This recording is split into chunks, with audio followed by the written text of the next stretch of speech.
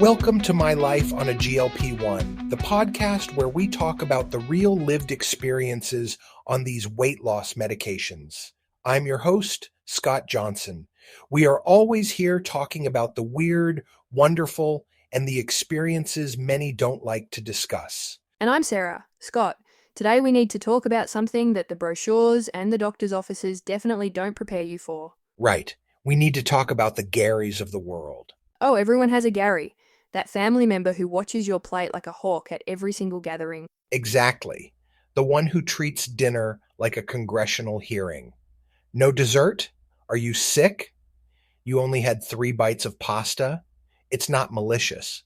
But when you're on a GLP-1, it feels like walking into a courtroom with a half-eaten burger as evidence against you. It's so true. And it highlights a massive point. Eating differently on these medications isn't just a physical adjustment. It's a huge social one. And today we're diving into why that is and how to navigate it without dreading every single dinner invitation. From day one, I have always experienced some of that social anxiety since starting. It's not just about the comments, but how you are showing up in those situations.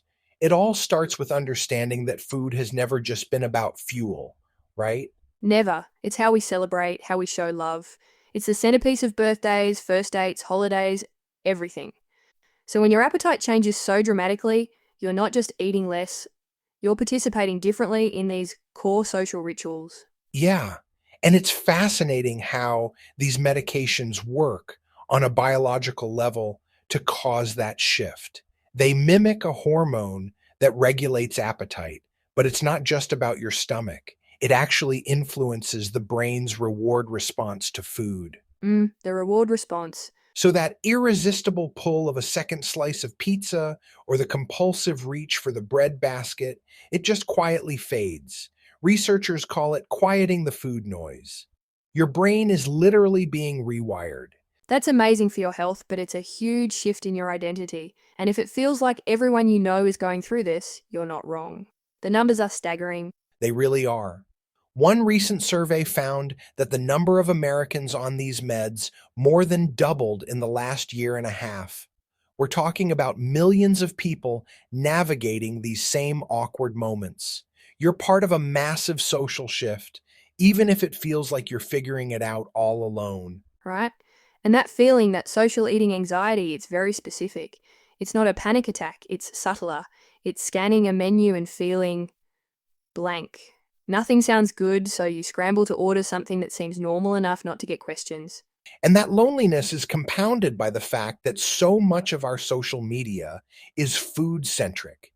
You're scrolling through Instagram and it's a minefield of beautiful brunches and decadent desserts that you just don't crave anymore. It can feel like you've been kicked out of a club that everyone else is still in. Or it's holding the same drink for an hour at a party just so your hands have something to do. And the classic, when someone pushes dessert on you and says, just have one bite. You feel this pressure to perform your old eating habits, like an actor playing a role you've outgrown. That's so true. It's digital isolation on top of the real world kind. You start to notice how much of our casual conversation revolves around food, too. Where should we go for lunch? Have you tried that new pizza place? It's a constant reminder of how your priorities have shifted. Totally. And underneath it all is this layer of potential judgment. If you say you're not hungry, people might assume you're aggressively restricting. If you mention the medication, you open the door to a lecture on doing it the natural way. So most of us just stay quiet, which is why it feels so isolating. But it's not a weakness, it's neuroscience. These meds are changing a significant emotional coping mechanism and social identity marker. It's supposed to feel complicated. Okay, so let's get practical. How do we navigate this with more confidence? The goal isn't to become a hermit who avoids all food-related events. Exactly. Tip number 1, prepare a simple, confident script. You don't owe anyone your medical history. A calm, I'm just not very hungry tonight, or I'm taking it easy, works wonders. Say it without apology. When you treat it like a non-event, other people will too. That's a great one. My favorite is tip number 2, order strategically, not apologetically. Order an appetizer as your main course. Get a bowl of soup. Split a plate with a friend. Give yourself permission to order what your body actually wants, not what you think looks normal. Yes. And third, shift your focus. The food might have been the main event before, but now it's more like background music. Focus on the conversation, the people, the reason you're actually there. You're participating differently, not missing out. And finally, decide your own disclosure policy. There's no right or wrong answer about telling people. Some find being open with close friends removes the tension. Others prefer to keep it private. The choice is yours, not your cousin Gary's. That's the key. Ultimately, this journey is complicated. You can feel proud of your progress and at the same time a little sad about letting go of an old relationship with food. Both feelings can be true at once. Mhm. You're adjusting to a new identity in real time. But the awkward phase doesn't last forever. You find your rhythm. The anxiety shrinks. And one day, you'll be at a dinner, pass on the bread basket without a second thought, and realize you're not fighting an internal battle. You're just there, present and comfortable. And that feeling is worth it. Absolutely. So if you feel a little anxiety in those social situations, remember you have a whole community out there dealing with the strange feelings. And please have no anxiety in your continued support of us. Don't forget to visit Scott's website at mylifeonglp1.com or check out his book on Kindle and paperback. And please take 2 minutes out of your day to drop us a comment or leave a 5-star rating wherever you stream your podcasts. It means the world to us. Now tell us, Scott, do you have any final anxiety-ridden advice to share today? Thanks, Sarah.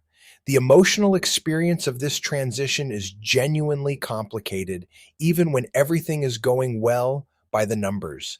You might feel proud of your progress and simultaneously miss the ease of just eating whatever sounded good without calculation. You might feel empowered and also a little sad about a relationship with food that served you emotionally, even when it was not serving you physically. The awkward phase does not last forever. You find your rhythm. So, on behalf of Sarah, I'm Scott Johnson, reminding you that at some point you will sit at a dinner table, pass on the bread basket without a second thought, and realize quietly that you are not white knuckling through the meal. You are just there, present, comfortable, in control. Join us next time as we explore more aspects of this journey. Until then, take care and always remember to love your journey.